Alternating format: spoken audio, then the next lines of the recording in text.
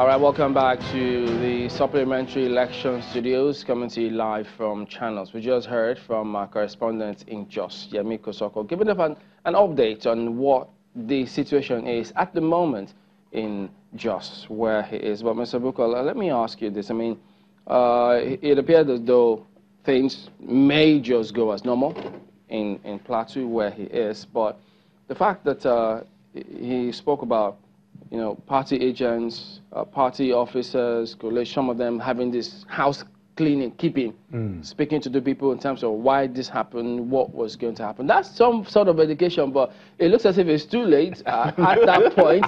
Even if it had come a little earlier, yes, in terms of encouraging them to come and vote.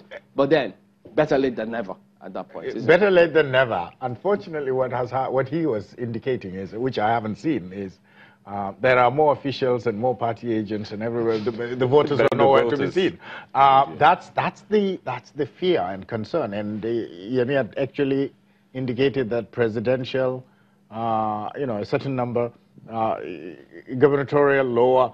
Now it's even lower than the previous one. So that's the concern of a supplementary election, actually. In the process, we end up disenfranchising people that have come out in the first place to vote, and their votes got cancelled by virtue of the cancellation rules.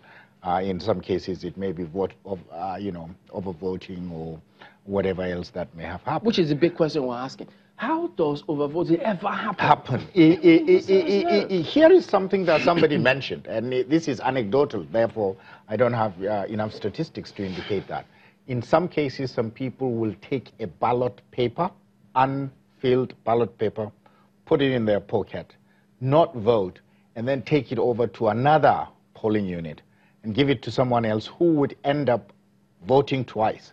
So there would be one overvoting there because they know that that unit need to be cancelled. So it's a strategy being used to have a cancellation occur. I don't know if INEC has gone deep in their forensic investigation. Or should there be investigations to when they're doing their post-mortem after the elections? But we have heard some indications of such kinds of behavior, and that's where the overvoting happens. So there are more ballot papers than it was originally brought in, and that's when you end up with an overvoting by the time you do tabulate everything else. But that's anecdotal. So the indication here is that some of the grounds for the cancellation are valid. When you see an incident like this, it should have been stopped in the very first place. And that's why more and more electronic voting system integration would help, because it would not even allow an individual to vote more than once if it were to be done electronically. And so those would be a solution. But on any technology solution, there are always, gaps and issues that may come as a result. And of course, whether we like it or not, this issue of voter awareness need to be at the front burner.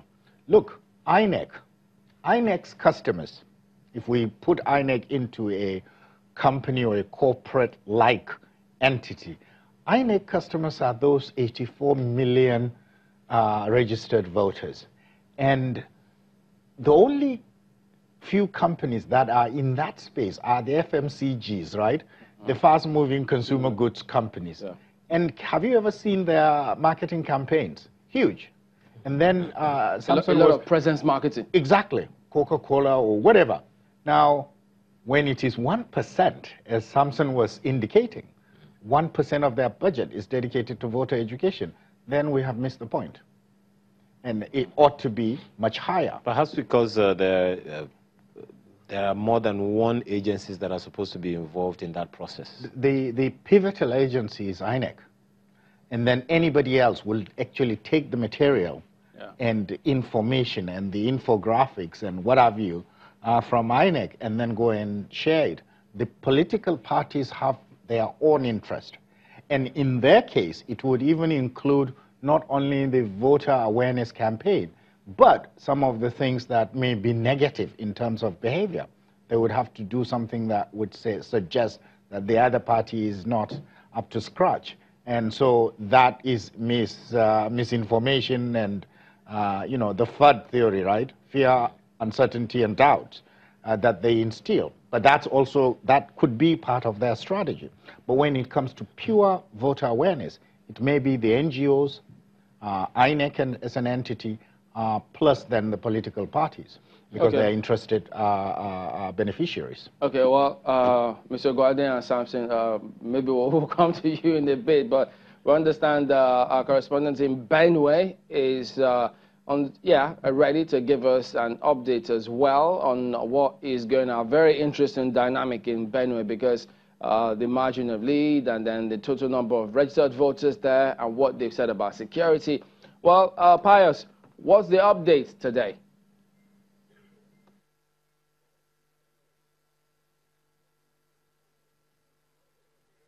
Good morning, Chamberlain. I am here at the All Saints Primary School in North Wadata in Makurdi, the state capital, to see how election proceedings begin this morning. You can see that the officials are beginning to attend to voters here. Security deployment here is good. The political parties and their agents are represented here very well. It's peaceful right here. But on a general note, about 204 polling units will be conducting governorship supplementary elections today in Benue State, in 22 local governments across the state.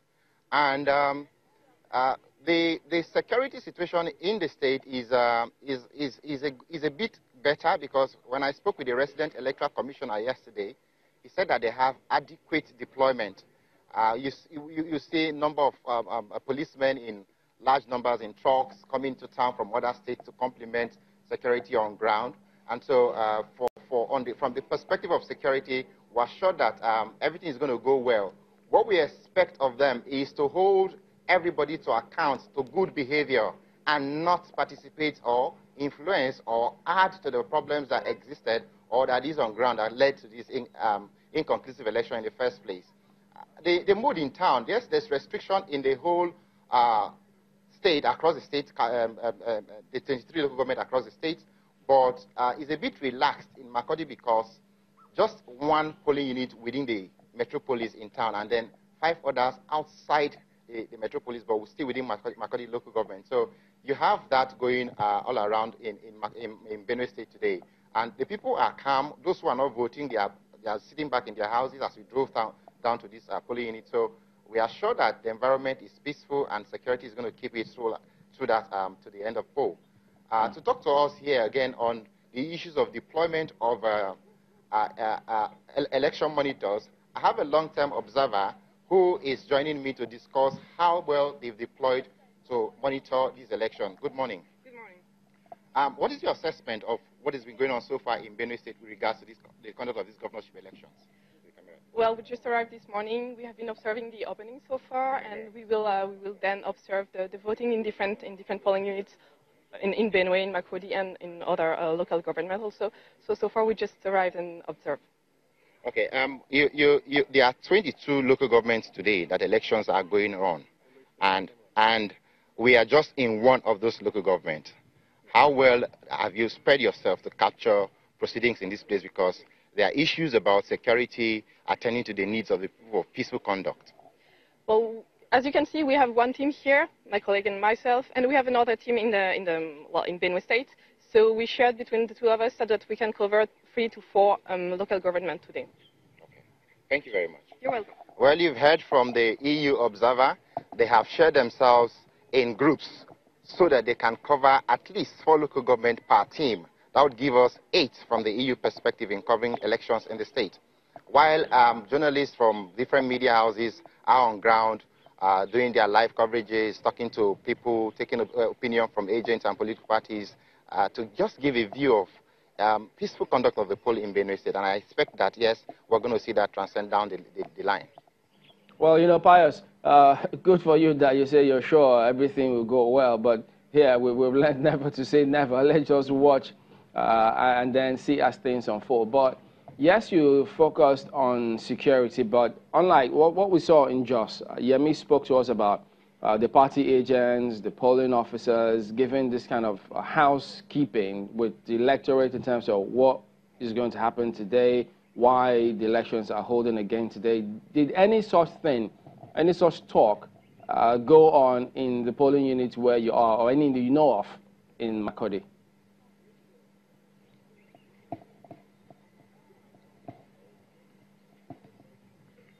Well, from this particular polling unit we're standing, the presiding officer had a brief with the political parties' agents, the voters, and security here, telling them of what to expect, the conduct, what will qualify any voter to be accredited and even cast the ballot. So there's a lay-down rules that all have conformed to here, and the DPO in charge of zone, A division is here on ground.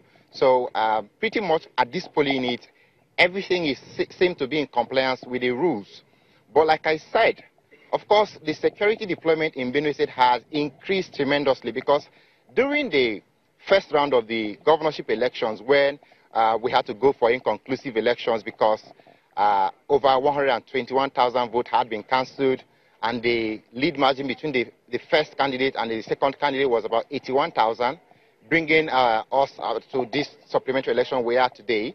It was because security was not so tight at the collation centers, and so they were attacked in time when they were collating results. Some violence broke out at some polling units at what level, so the elections couldn't hold in these places, and that is why today INEC says it has adequate deployment to all the polling units and all the ward collation centers to ensure that results from polling units move peacefully and safely to the collation center. And so as we leave this polling unit, we're going to a major ward in one of the local governments in the state to see how they are complying with this revised security strategy, because this particular ward I'm talking about is in Balom, and the election materials were burnt down on the 9th of March when elections were supposed to start that morning. And so we want to go there and see whether or not indeed security are on ground to provide safety for people who are going to cast the ballot today. So it's a question of us going to see, but from where we are now, it conforms with what INEC says, that it has adequate deployment. Thank you very much indeed, Pius Ango, reporting to us from Makurdi. Well, let me take you to gentleman in Abuja. Well, Samson, I know last time out, you had some preliminary information concerning the conduct of security men, how certain, including INEC officials, were prevented from getting to their final destination. That was when the process began, when we had the last governorship, I think sometimes to presidential elections. But at the moment, if we hadn't or haven't heard any of such going on as of yet, not that we're expecting it to happen, is that an indication that all may be well eventually? Well, Chamberlain, as I sit here, I'm in touch with the Yaga Africa Watching the Vote Data Center. Just to say that we deployed 285 observers for the supplementary elections in 5 states, and then 97 result collation center observers who will be in the result collation centers across the 5 local governments where we have, the 5 states where we have elections. And just the reports actually coming in from Kano are quite disturbing, where thugs are actually preventing voters from accessing the polling units to cast their votes, and also restricting observers. This is this is happening at Agagawa PU 012 in Bichi Ward, in Bichi local government of Kano State. There are also reports of both APC and PDP supporters actually fighting and blocking access to voters in Nadab 2 Islam Primary School Ward in Dala local government. It does appear that this governorship election, like we predicted, is contentious and very, very controversial. And the parties are going into this election as though they are fighting a war. And we expect that the security agencies in these states, and with this kind of deployments, will nip any incidents of violence in the bud. It's our considered view and opinion that security deployments must be commensurate with threats. And if there are threats in these elections, as we are beginning to see in places like Kano, for instance, where thugs are beginning to restrict voters from accessing the polling units, then we expect the Nigerian police who have deployed massively for this election to actually address this issue. So far, that's the report that we are receiving from Kano, as well as reports also coming in from the other states. And we expect that, yes, the election has begun in some states, across some of the polling units. We will wait to see how this pans out over the next few hours. But we'd like to use this opportunity to draw the attention of security agencies, particularly the ones in Kano, that in Bichi local government, we have reports of thugs disrupting the process and preventing voters from accessing the polling stations. Chamberlain, if you remember, in the Osun rerun election, this was the same thing that happened, and observers reported. And for us at Yaga Africa, we didn't verify the outcome of the rerun elections in Osun because that election fell short of democratic standards for credible election. And that is the same thing that appears to be playing out, and it needs to be addressed. Voters should be allowed to access polling units so they can exercise their franchise. The security agencies, particularly the police, should be on top of the situation, and where thugs are interfering with the process, be them PDP or APC thugs, these thugs should be apprehended and arrested so they don't disrupt the process. We cannot have another supplementary, another inconclusive election out of an inconclusive election or this supplementary election. This process needs to be concluded so the country can move on. Democracy is not just about elections. If people lose, let them accept the defeat in good faith. And if they have reasons to doubt or question the process, they should go to the court, but not hold the country to ransom just because of their own personal political objectives. Well, you know, speaking about problems, I think they're coming in thick and fast now. As soon as you just raised this one, but let's go to Bauchi. Our correspondent Hajara Aliyu is there. It does appear as though there's some challenges where she is. Hajara, what's happening?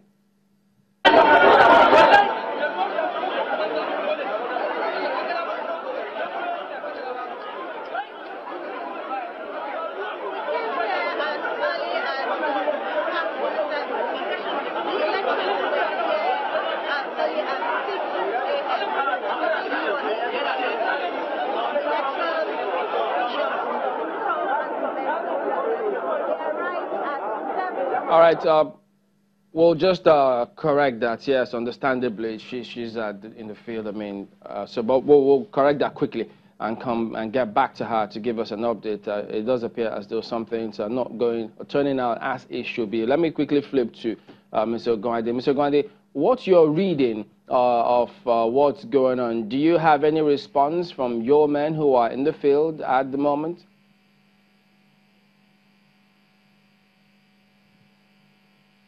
Okay, well, we'll be bringing him in a little later. But, Mr. Brooker, the incidents that has been raised in Kano, we'll get to our correspondent in Bauchi at the moment. But, okay, I understand Mr. Gwande can respond now. Go ahead, Mr. Gwande, please. Yes, just as I said earlier on, I've not gotten I left my phone in the somewhere. I can't access it now to track my people.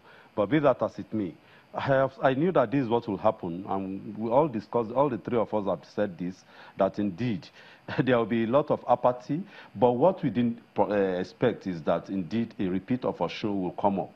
And of course, we know that there will be the show now that is coming up is because actions were not taken against those who perpetuated the violence that characterized the rerun in Osun. And I'm not surprised that we are having that in Kano. And if that is what is happening in Kano is repeated, and if it is quickly not nipped in the bud, as my colleague here has said, then definitely it may spill over to other states of Bauchi, Plateau and Bauchi, and where is it again taking place, and Borno State. So I please want to use this opportunity to call on our security agents, not only to just arrest and let them go. Let them arrest these perpetrators, and of course, let them face the music. Just as I said the other day, because somebody like Orubebe was not dealt with, that's why we continue to have this. But Because Mr. Gwande, if I can jump in, infractions too, we are not dealt with. It will give